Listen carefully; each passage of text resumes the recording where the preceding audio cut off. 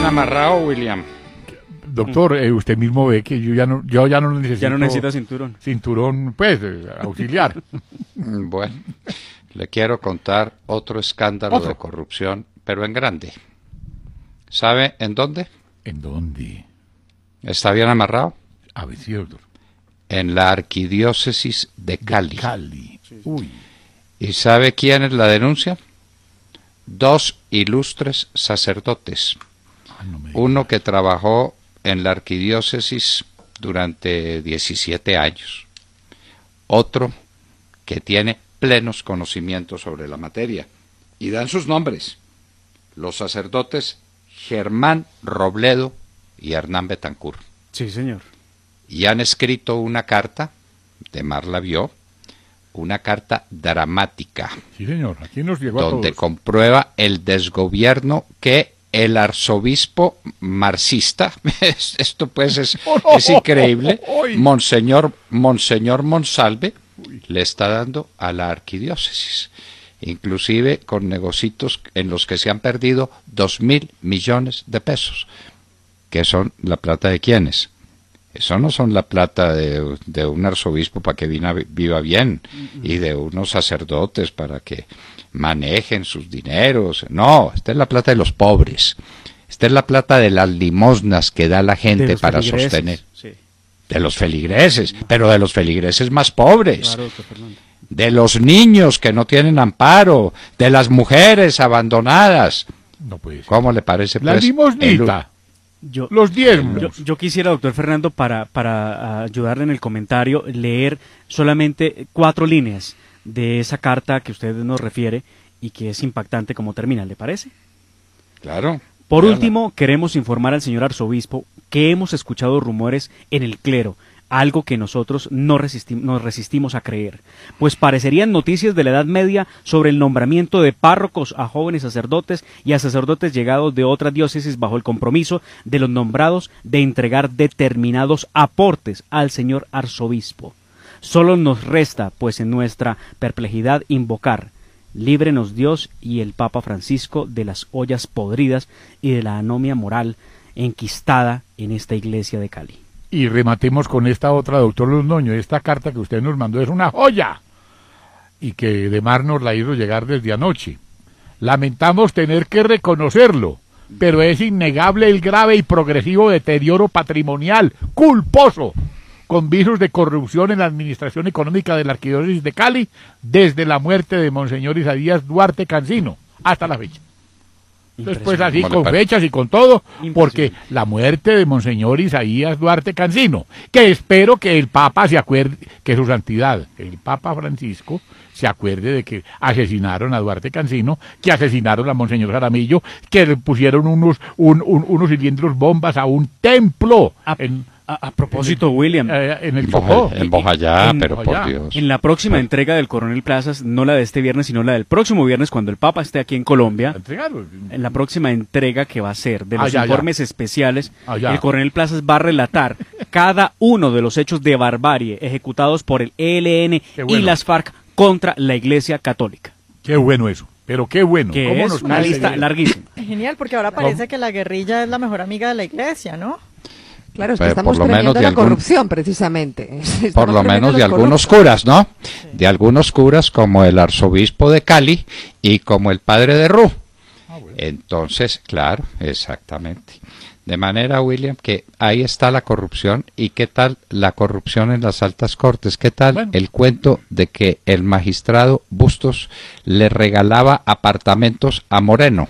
Sí. No, porque era su enlace con las víctimas de las extorsiones que se ejecutaban desde la Corte Suprema de Justicia contra los procesados.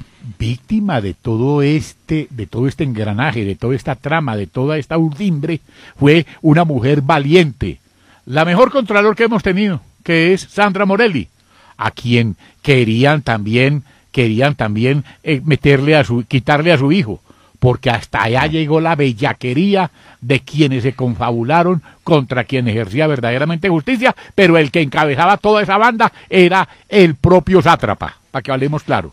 Oiga, a mí me gusta la propuesta de María del Rosario Guerra, ¿no? Ella propone crear una comisión especial de la verdad judicial y lo que dice que es para revisar todas las sentencias de los últimos 15 años. Dice que esa comisión duraría 18 meses y que estaría integrada por 5 personas, decanos de la Facultad de Derecho, juristas de reconocido prestigio. No. Me parece que es interesante la propuesta y es urgente, ¿o no? Porque estos señores corruptos, ¿qué hicieron?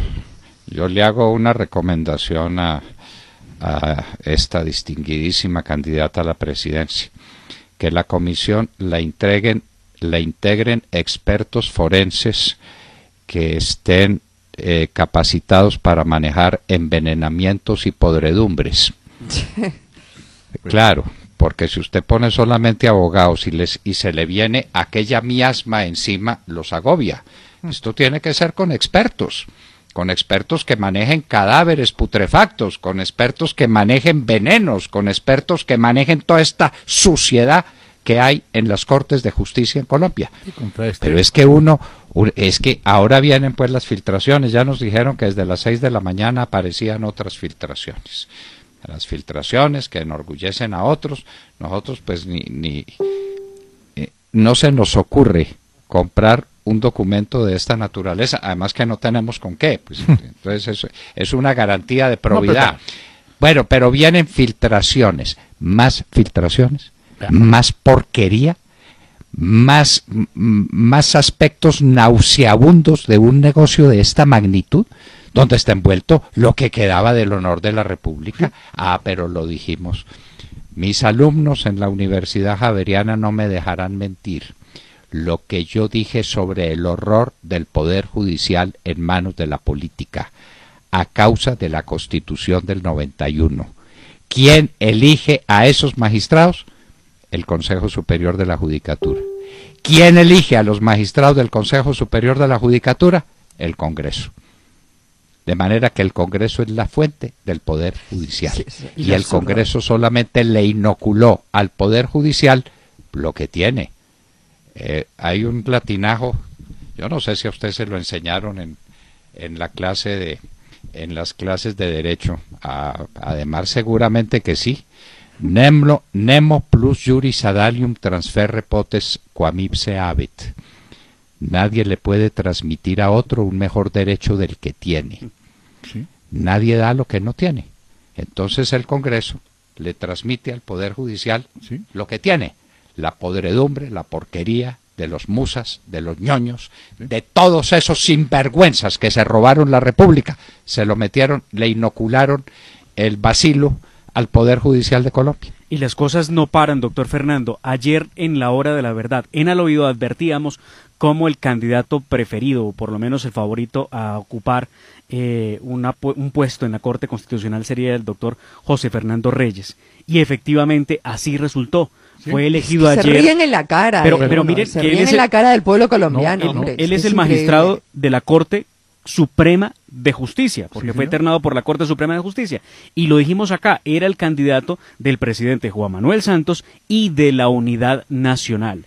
Ayer, en la plenaria del Senado, vimos cómo el ministro del Interior hacía lobby. Dijo que él no estaba haciendo lobby. Claro que sí lo estaba haciendo. Claro. Buscando los votos seguramente para este nuevo magistrado. Lamentable, este señor Reyes obtuvo 49 votos, John Jairo Morales fue derrotado con 40 votos. De Neira, mucho honor. Y Judith Bernal de Valdivieso no tuvo ningún voto. Bueno. Ayer hablamos ampliamente de ellos. Sí. Pero hablando pues de cosas graves, pues vemos que este señor... 49-40. 49-40. Bueno, quedaron por lo menos 40 parlamentarios que tuvieron honor y que tuvieron dignidad. Y 49 que se sumaron a la porquería de la Corte Suprema de Justicia.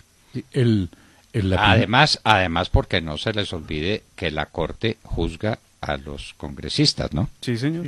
No se les olvide ese pequeño detalle. Sí, señor. Entonces no voten por mi candidato y aquí nos vemos. Uy, lo espero en la esquina. Lo espero en la esquina.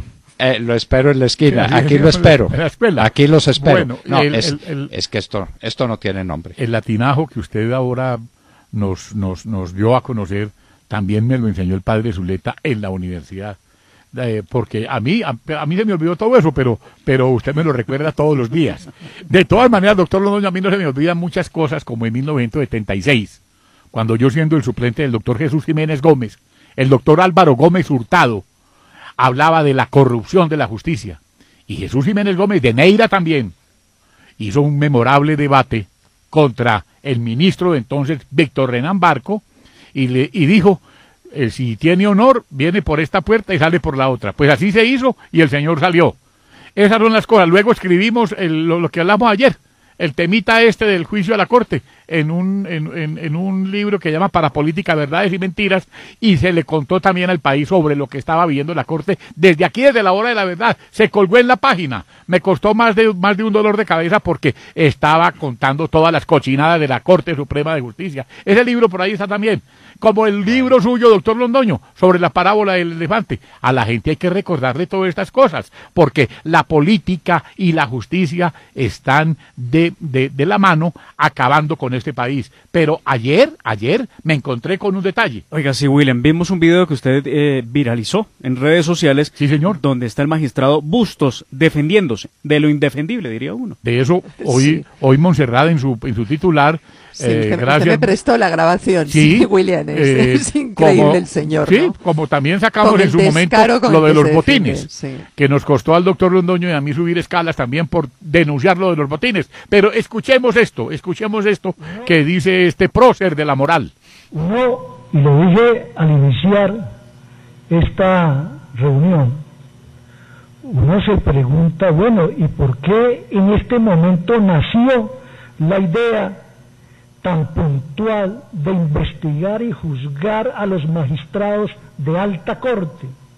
Yo escucho en las noticias, incluso a varios representantes, a varios senadores, a periodistas, a ministros y exministros decir, es que nunca hemos visto a un magistrado rindiendo indagatoria.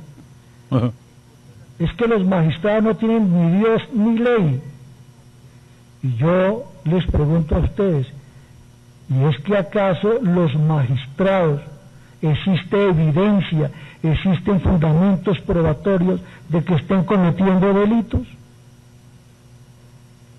Yo podría perfectamente decirle a toda la ciudadanía, y casi que esto constituye un reto, que si tiene pruebas contra un magistrado de la Corte, que es lo que me concierne a mí, yo sería el primero en denunciar esa conducta delictiva. No le hago guayabo. ¿Cómo le pareció, doctor Londoño? No tiene vergüenza. No. Sí. Esto es como para uno sentarse a llorar. Pero, oiga, escuchamos a este señor William y miren una cosa que me sorprende y de verdad que esto los colombianos lo deben entender y lo deben escuchar. Iván Márquez, oiga pues, Iván Márquez. Ah, sí. Este asesino que tiene más de 700 y tantos años que dijo Iván Márquez, de condena en su contra, critica, porque ya tiene autoridad moral para hacerlo, critica lo que está pasando en la corrupción del país. Dicen 3 trinos de él y los voy a leer. El primero, lo que está pasando hoy con la justicia colombiana, que apesta, justifica plenamente la puesta en marcha ya de la JEP, como si la JEP no fuera algo peor que eso. Por favor. Sí. Dice otro trino. La corrupción de algunos magistrados y políticos no es nada nuevo, viene de décadas y es favorecida, oiga bien, por la impunidad y la complicidad criminal. Oiga, esto sí es increíble, este tipo diciendo eso. Y el último trino, qué desgracia la de Colombia que ha tenido que soportar durante tantos años a una banda criminal de magistrados y políticos corruptos. Ah, él ya tiene la solución, el socialismo va a acabar con la corrupción. La JEP, por eso está viendo ya mismo la JEP, porque la JEP es el modelo de justicia que va a arreglar todos los problemas. ¿Cómo es? No. Bueno, pero esto sí es muy peligroso, de Mar. Es ya fuera bromas, que las FARC aprovechen todo este caos, toda esta corrupción para vender un discurso y se hagan al poder, ¿no? Es muy peligroso. Decir que ellos son la solución. Esto tiene consecuencias, mis queridos amigos. A ver, doctor. Como yo no soy un politólogo, sino un estudiante de política, que es otra cosa distinta. A mis alumnos les decía cuando yo era profesor en las cátedras en la Universidad Javeriana, les decía, el derecho tiene un problema y es que nunca lo acaba de aprender, nunca. Porque como el derecho es vida y la vida es, como decía el viejo Heráclito, un río en cuyas aguas nadie se baña 2 veces. Las aguas del río pasan y entonces uno nunca se baña 2 veces en las aguas del mismo río. Así es el derecho y así es la política. Pero por lo que he podido aprender, el país está listo para una aventura electoral. La gente está tan repugnada, tan enloquecida, tan desesperada, que se le apunta a cualquier cosa, con tal de que sea distinta de lo que tiene. Es un peligro, sí. ¿Por qué se le apuntó la gente a Fujimori en el Perú en cambio de Vargas Llosa? Porque quería una cosa distinta. Sí, señor. Un chinito que estaban nadie repugnados conocía, también. nadie sí, sabía de dónde sí. venía, resolvieron votar por él. ¿Por qué se le apuntó la gente en Venezuela a Hugo Chávez? Porque estaban repugnados del COPEI y de Acción Democrática, de los políticos que estaban muy lejos de llenar las expectativas del pueblo. Entonces apareció un tipo chévere ahí diciendo, y por ahora...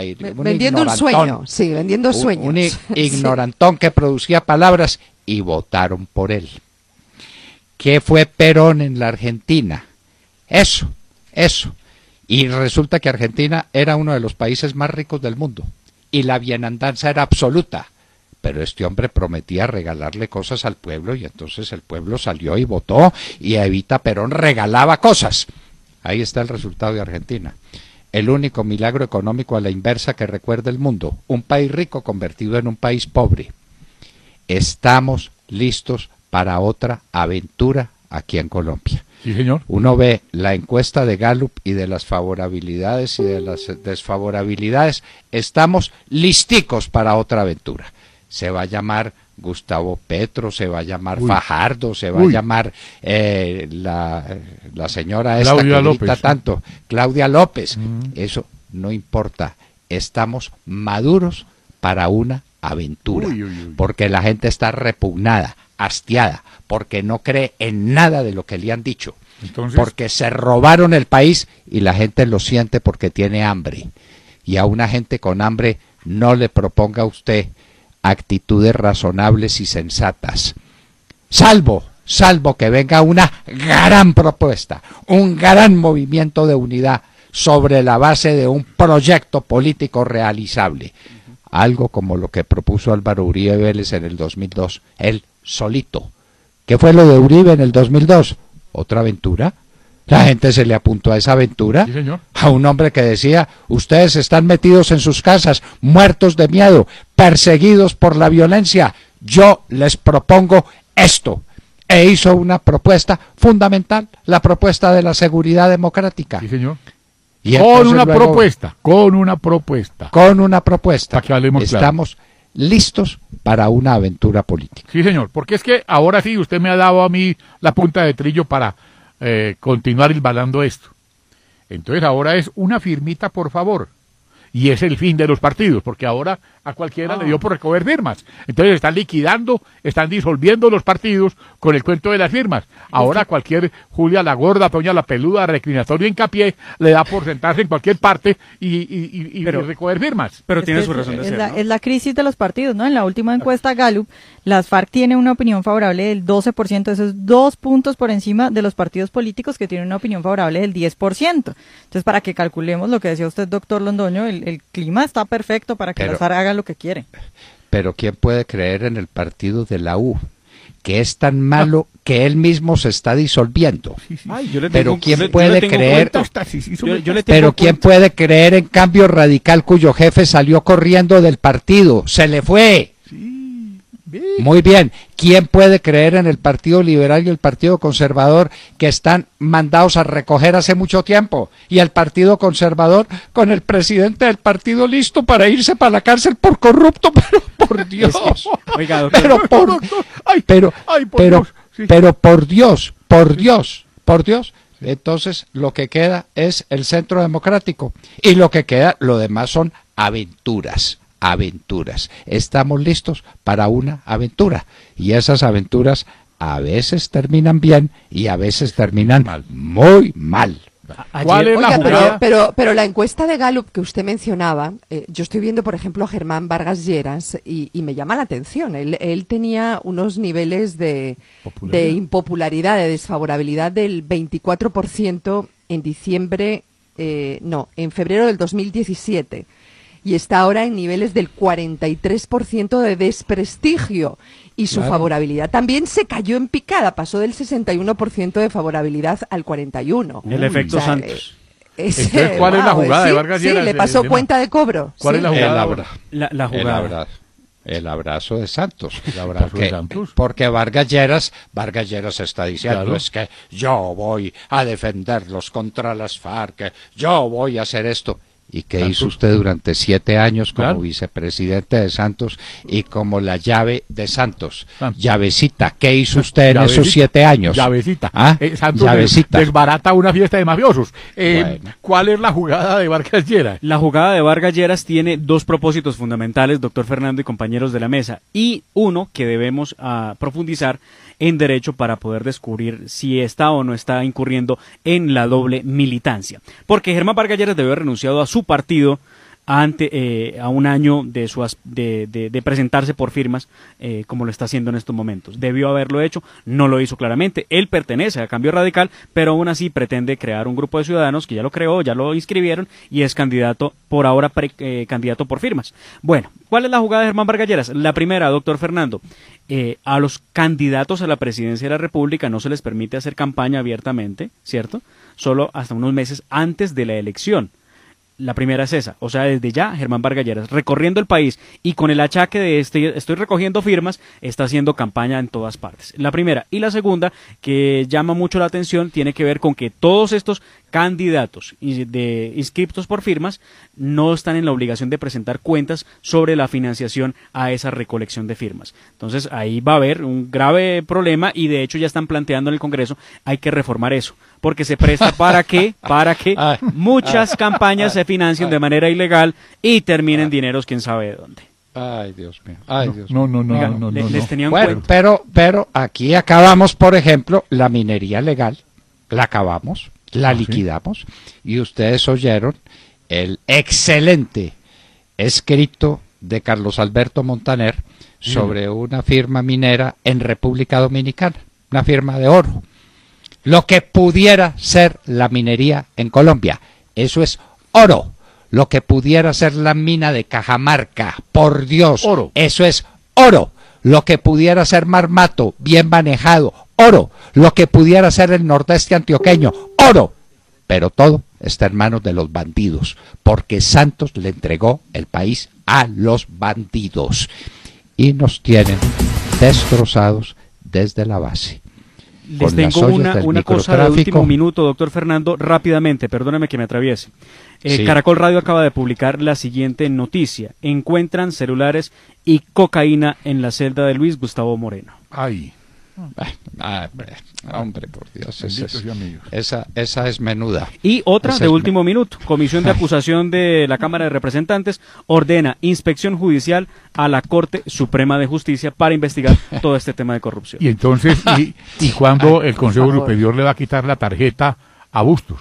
Porque esto, ¿o qué? ¿O no es así? Nunca a Bustos no lo tocan porque Bustos habla.